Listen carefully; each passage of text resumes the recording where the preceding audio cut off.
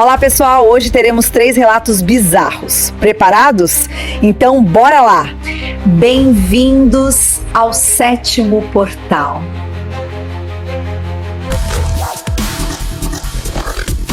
O farol de Pedra Alta, na costa sul, é uma estrutura solitária e imponente, que se ergue sobre falésias castigadas pelo Atlântico. Dizem que a cada 3 noites de lua nova, quando a maré está mais baixa e o mar retira seu rugido, é possível ouvir o sino do farol, um sino que foi removido há mais de 50 anos. Eu sou inspetor de manutenção de sistemas elétricos. Minha missão era simples: subir, revisar o sistema de LED moderno e descer. Tinha que ser na lua nova, porque era o único período de baixa umidade garantida para o reparo. Cheguei ao anoitecer. O faroleiro atual, um senhor sisudo chamado Elias, me entregou as chaves com um aviso grave. Lá em cima, você está sozinho. E se a luz piscar, não olhe para o mar imediatamente. Olhe primeiro para o sinal. Se ele estiver lá, apenas continue o trabalho. Eu ri, achando que era folclore de gente isolada. Subi a escada em caracol, o som dos meus passos ecoando no vazio. A lanterna de vidro era esférica e a lente Fresnel gigantesca refletia a luz do meu celular em padrões hipnotizantes. Comecei a trabalhar na caixa de controle. O vento lá em cima era uma muralha sonora e o cheiro de maresia e ozônio era intenso. Distraído pelos diagramas, não percebi o aumento repentino do frio. Então, aconteceu. O sistema elétrico principal falhou e a luz de LED moderna se apagou. O silêncio que se seguiu ao corte do som da ventiladora foi quase ensurdecedor, quebrado apenas pelo choro distante do oceano. Meu coração disparou. Procurei o painel secundário. No canto da sala, pendurado na parede, havia uma pequena placa de latão, corroída pela maresia, que eu não havia notado. Era o sinal de Elias. Gravado nela estava um nome e uma data: Guilherme Silva, 1948, o guardião fiel. Quando olhei para a placa, senti um arrepio que não era de frio. A falha na energia havia sido muito limpa, quase cirúrgica. Lembrei-me do aviso de Elias e forcei-me a olhar para a placa. Enquanto meus olhos estavam fixos no nome, um som começou a preencher a lanterna. Não era o sino que haviam girado, mas algo mais íntimo: o som de passos pesados e cansados circulando a passarela externa, fora do vidro. Eu estava a mais de 60 metros de altura. O farol estava trancado. Os passos pararam bem em frente à janela onde eu estava. Pela lateral da lente Fresnel, vi um reflexo opaco. Não era a minha imagem. Era a silhueta de um homem com um casaco de chuva antigo e um lampião de mão. A sombra. Com um tremor incontrolável, voltei a olhar para a placa de latão: Guilherme Silva, 1948. O pânico me impulsionou. Abri minha mochila e comecei a religar os fios de emergência no escuro, tateando o metal gelado. Enquanto eu trabalhava, o farol se encheu de um cheiro forte de óleo de baleia e tabaco molhado, o cheiro dos faróis antigos. Eu ouvi um suspiro profundo e desanimado bem ao meu lado, quase na minha orelha, tão perto que senti o ar frio. O fantasma do faroleiro de 1948, Guilherme Silva, estava ali, observando-me consertar sua luz. No momento em que o último fio se encaixou e a luz de LED disparou seu feixe moderno, o cheiro desapareceu, os passos se calaram e o silêncio voltou, quebrado apenas pelo vento. Corri para a janela da passarela e olhei para baixo. Nada, apenas a escuridão do penhasco. Quando desci, Elias estava me esperando. "Você viu o sinal?" ele perguntou, sem preâmbulo. "Guilherme Silva, 1948, eu respondi, com a voz rouca. Ele não pode mais acender a luz dele, mas ele não suporta vê-la apagada. Ele fica lá, na escuridão, para avisar quem estiver trabalhando. Ele foi o último a morrer em serviço, moço. Ele é o guardião fiel. Agradeça a ele." Eu nunca mais duvidei das lendas. O farol de Pedra Alta não é apenas uma estrutura, é a prisão de um homem fiel, cuja devoção à luz o condenou a protegê-la para sempre, mesmo que as lâmpadas e o tempo tenham mudado. Ele está lá para garantir que aconteça o que acontecer, o mar não vença o sinal.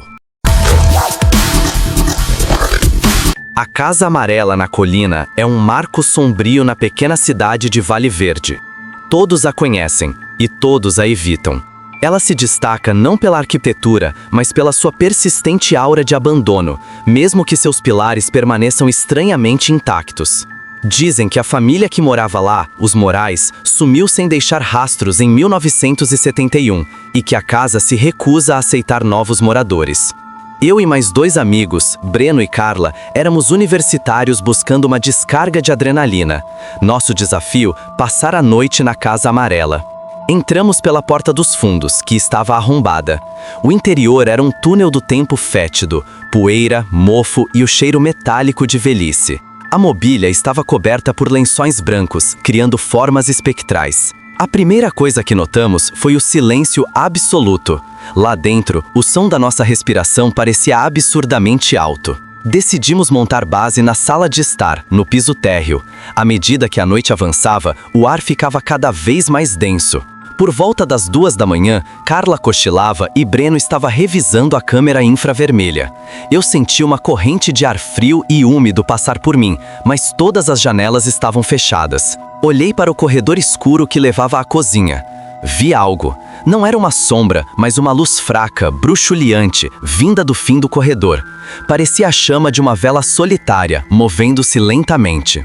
Ei, sussurrei para Breno. Olha lá. Breno ergueu a câmera. Na pequena tela verde, a luz parecia distorcer o ambiente ao seu redor, mas a figura que a carregava não estava visível.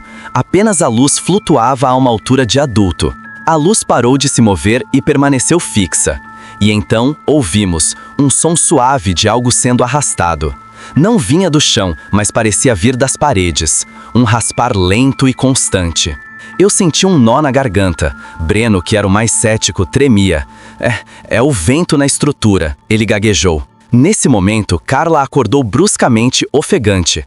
Ela não estava olhando para o corredor, ela olhava para o teto, diretamente acima de nós. Está cheirando a rosas velhas, ela sussurrou, a voz quase inaudível. O cheiro era inconfundível, rosas secas, como as que se colocam em vasos funerários. O som de arrastar na parede parou. A luz bruxuleante no corredor se apagou instantaneamente, mergulhando a casa em uma escuridão total. Um novo som começou, vindo do andar de cima, logo acima da sala de estar. Um balanço suave e rítmico. Crec, crec, crec. Breno ligou a lanterna principal. Iluminamos o teto. O som era inegavelmente de uma cadeira de balanço. Eu sabia a lenda.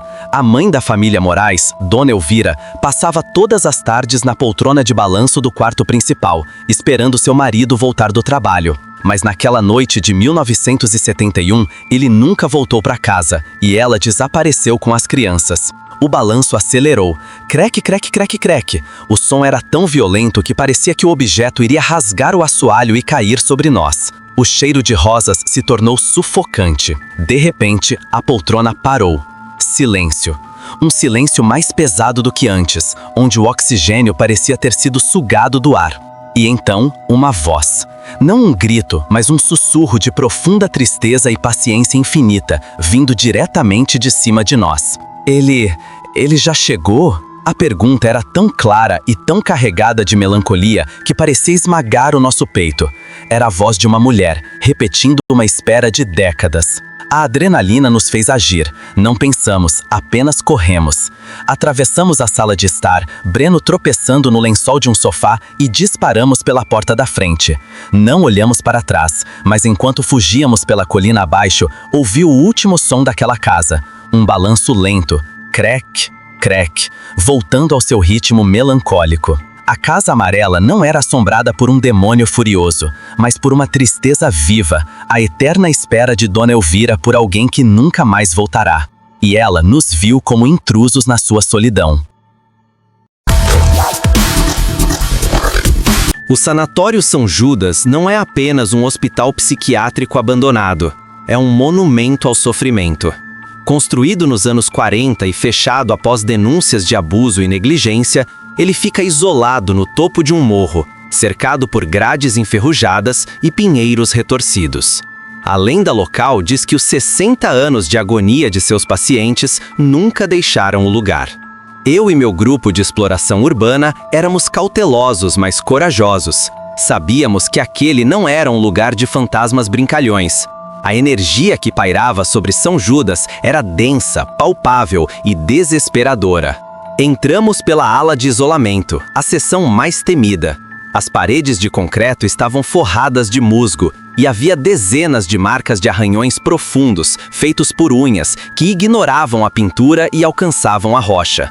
O fedor de mofo e desinfetante antigo era sufocante. Nossa missão: chegar ao bloco C, onde ficava a sala de eletrochoque e o arquivo médico. A ala dos sussurros. Caminhamos em fila única pelo corredor principal. A primeira anomalia foi o som. Não eram gritos, o que seria esperado. Era um emaranhado constante de murmúrios indistintos, como centenas de pessoas cochichando ao mesmo tempo em salas fechadas. O som vinha de todos os lados, mas parecia não ter fonte. Era a voz coletiva do manicômio. Usando o equipamento de captação de áudio, tentamos isolar uma frequência, mas a cacofonia era intensa. Não consigo entender nada, disse meu amigo Pedro, o técnico de som, com a voz falhando. Parece que a gravação está com defeito, mas somos nós que estamos ouvindo.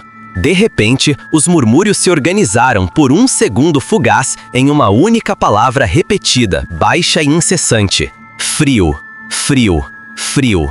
O ar na ala de isolamento estava subitamente glacial, forçando-nos a tiritar. A enfermeira ausente. Avançamos até a sala das seringas e medicamentos. Lá, no meio de armários metálicos tombados, encontramos um par de sapatos brancos de enfermeira, perfeitamente alinhados, como se tivessem sido retirados segundos antes. Estavam gastos, mas não cobertos pela poeira espessa que revestia o resto do chão. Enquanto estávamos olhando para os sapatos, a porta de ferro do corredor que acabamos de percorrer se fechou com um estrondo metálico violento. O eco foi ensurdecedor. Não havia vento. Estávamos presos. Corremos para a porta, tentando abri-la. Estava emperrada. Enquanto lutávamos com a maçaneta, minha lanterna focou em uma janela na parede oposta, que dava para um pátio interno. Vi uma silhueta feminina, vestida de branco antigo, parada em frente a uma fonte seca.